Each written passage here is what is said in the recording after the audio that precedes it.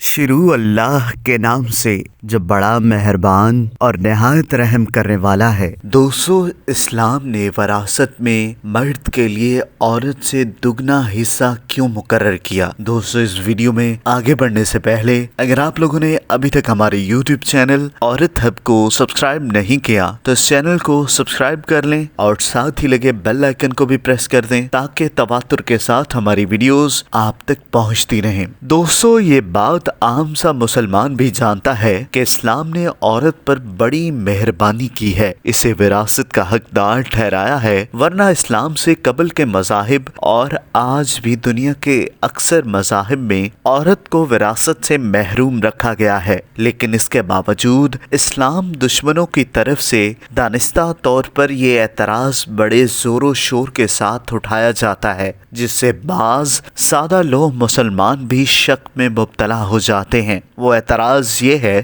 کہ اسلام نے وراثت میں مرد کے لیے عورت سے دگنا حصہ کیوں مقرر کیا ہے؟ حالانکہ عورت کمزور ہوتی ہے، وہ کمانے والی بھی نہیں ہوتی، تو پھر بظاہر ہونا تو یہ چاہیے تھا کہ اس کا حصہ ڈبل ہوتا، مگر یہاں تو عورت کے مقابلے میں مرد کو ڈبل حصہ دیا جاتا ہے۔ آخر ایسا کیوں؟ اس کا جواب بڑا ہی سادہ ہے، بشرطیہ کہ انسان سمجھنے کے لیے آمادہ ہو۔ فی الحال یہ چند حکمتیں دیکھ لیں جس سے واضح ہو جائے گا کہ اسلام نے وراثت میں جو تقسیم بتائی ہے وہ عین عدل و انصاف میں ہے۔ پہلی حکمت، اسلام نے عورت کو کمانے کی ذمہ داری نہیں سونپی، بلکہ اس کے تمام اخراجات کی ذمہ داری مردوں پر ڈالی ہے، چاہے وہ مرد اس کا والد ہو، بھائی ہو یا شوہر ہو یا بیٹا ہو۔ اور ظاہر ہے کہ ایسی صورت میں جب اس کے تمام اخراجات مرد پورے کریں گے تو اسے اگر وراثت میں مرد کے مقابلے میں کم حصہ دیا گیا ہے تو یہ اس پر کسی طرح بھی ظلم نہیں ہے۔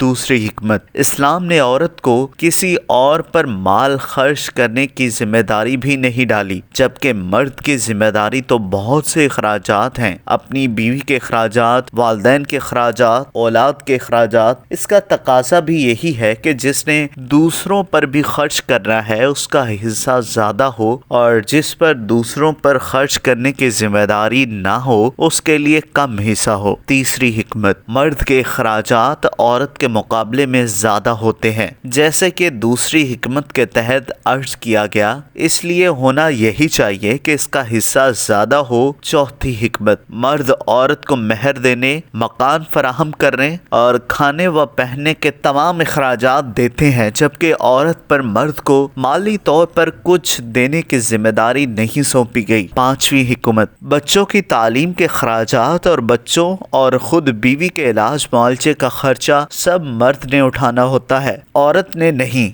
اس لیے ان سب باتوں سے واضح تقاضا ہے کہ وراثت میں مرد کو حصہ عورت سے زیادہ ہونا چاہیے، اور یہی اسلام کا فیصلہ ہے۔ اس کو ایک مثال سمجھیں، ایک شخص فوت ہوا، اس کی وراثت فقط دو ہیں، ایک بیٹا اور بیٹی۔ اس شخص نے وراثت میں 30,000 روپے چھوڑے تھے، اب تقسیم کے مطابق بیٹے کو 20,000 اور بیٹی کو 10,000 ملے۔ اب والد کی وفات کے بعد دونوں نے نئی زندگی شروع کرنی ہے، مثلاً دونوں پہلے غیر شادی شدہ تھے اور اب دونوں شادی کا انتظام کرتے ہیں۔ اب بیٹا جب شادی کرے گا تو وہ شادی کے اخراجات بھی کرے گا اور بیوی کو مہر بھی دے گا۔ فرض کریں اگر فقط بیوی کا مہر ہی 20,000 ہو تو اس بیٹے کو وراثت میں ملی ساری رقم فقط ایک معاملے میں خرچ ہوگی، جبکہ ادھر بیٹی جب شادی کی طرف بڑھے گی تو اس کا خرچہ کیا ہوگا؟ الٹا اسے مہر وغیرہ میں خاوند کی طرف سے خرچ ملے گا۔ فرض کریں اسے خاوند کی طرف سے 20,000 روپے ملے، تب اسے تو اب یہ 20 اور پہلے والے 10 ملا کر اس کے پاس 30,000 ہو گئے، اور ہم دیکھ چکے ہیں کہ بیٹا بیچارہ پہلے قدم پر ہی 20,000 سے ہاتھ دھو چکا ہے، اور شادی کے سارے اخراجات بھی رہتے ہیں۔ اس سے دیکھ لیں کہ اسلام کی طرف سے وراثت کی تقسیم بالکل عدل و انصاف پر مبنی ہے، اور خاص کے عورت کے لیے تو سراسر نفع ہی ہے۔ دوستو، اگر آپ کو یہ ویڈیو پسند آئی ہو تو اس ویڈیو کو لائک کریں، کمنٹ کریں، اور ہاں جاتے جاتے ہمارے یوٹیوب چینل عورت ہب کو سبسکرائب کرنا مت بھولیے گا۔